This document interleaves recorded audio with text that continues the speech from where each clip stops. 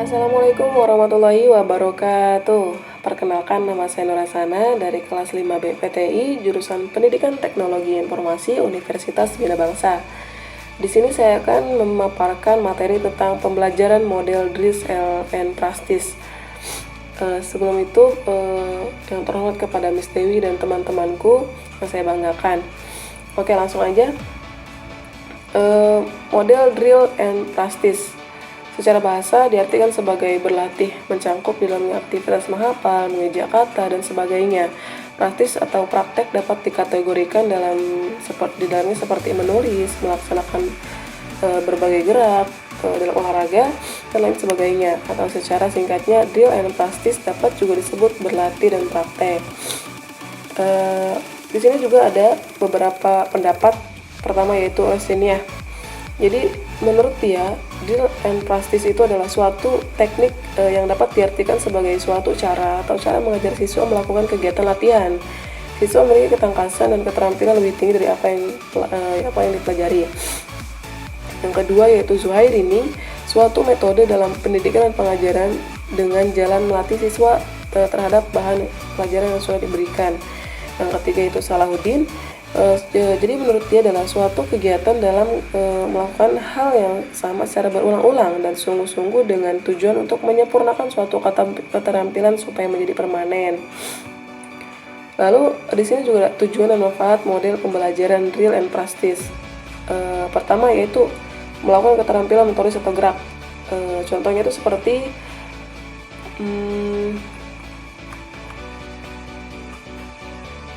menghafal kata-kata, menulis, menggunakan alat atau menggunakan suatu benda, dan melaksanakan gerak dalam olahraga. Nah, itu termasuk dalam keterampilan motoris atau gerak.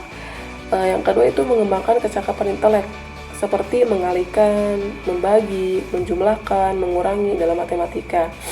Lalu yang ketiga itu memiliki kemampuan menghubungkan antara suatu keadaan dengan hal lain, seperti hubungan sebab akibat antara hujan dengan banjir, antara tanda huruf, penggunaan lambang dan simbol, dan lain sebagainya. Ciri-ciri drill and practice ada 3, yaitu perencanaan, implementasi, dan evaluasi. Perencanaan adalah siswa dianggap sudah mengetahui teori yang mendasari keterampilan itu secara mengetahui cara atau prosedur pengerjaannya. Jadi dalam drill and practice tidak ada bagian penjelasan. Yang kedua itu implementasi, yaitu siswa bisa menyesuaikan tingkat kesulitannya gunakan aktivitas yang singkat, gunakan prinsip kompetensi. Yang ketiga itu evaluasi, di mana siswa dapat mengetahui kemampuan dengan melihat nilai akhir. Yang keempat yaitu faktor-faktor yang harus diperhatikan dalam model drill and practice. Pertama yaitu jelaskan terlebih dahulu tujuan atau kompetensinya.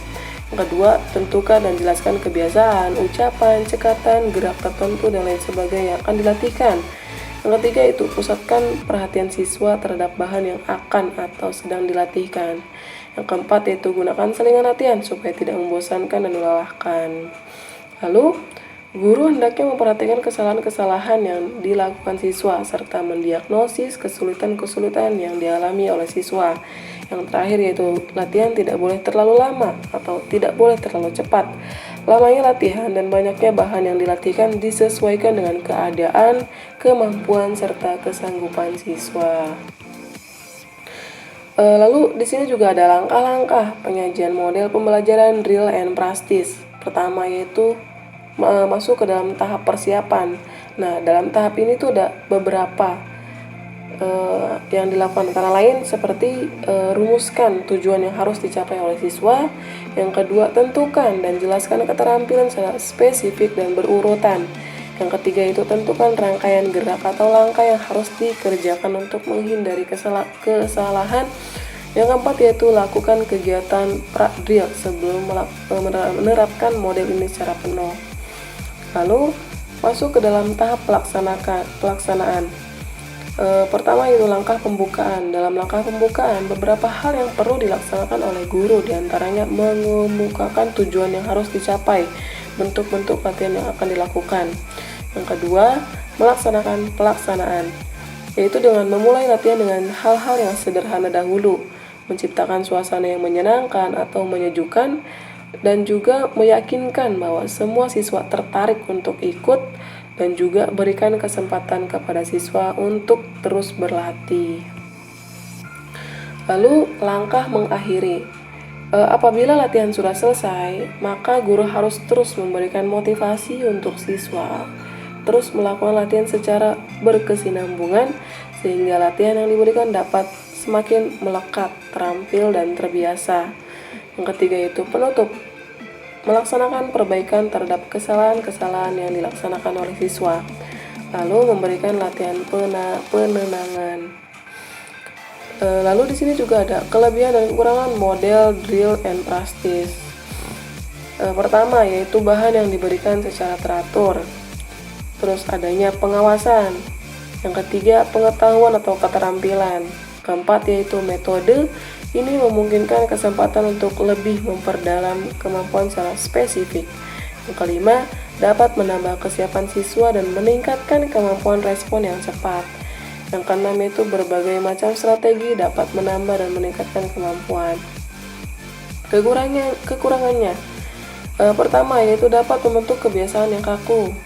Kedua, menimbulkan adaptasi mekanis terhadap lingkungannya, menimbulkan verbalisme, latihan yang terlampau berat, menimbulkan kebosanan dan kejengkelan, itu pasti. Yang terakhir yaitu menghambat bakat dan inisiatif siswa.